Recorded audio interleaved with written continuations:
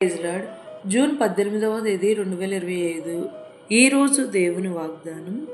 యెహోవా నా శత్రువులను నా విషయమై సంతోషింపనీయక నీవు నన్ను ఉద్ధరించి ఉన్నావు, అందుకై నేను నిన్ను కొనియాడుచున్నాను. కీర్తనల గ్రంథం 30వ అధ్యాయం 1వ వచనం. అద్భుతకరుడు ఆశ్చర్యకరుడు యెహోవా దేవునికి అసాధ్యమైనది మరుగైనది ఏదీనూ లేదు.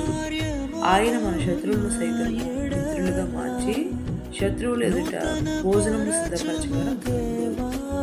పగ తీర్చుకున్నట్టే యెహోవా పని. కావున మనము ఎవరి గురించి వీధిని చెందక మన యేసయ్యపై మన భారములను వేసి జీవితంను ఉద్ధరించి సరిచేసి దీవించు మన దేవునిని మనం ఎల్లప్పుడూ కొనియాడుము. ఈ రోజు మన జీవితంలో నెరవేరాలని జీసస్ మీ సహోదరి.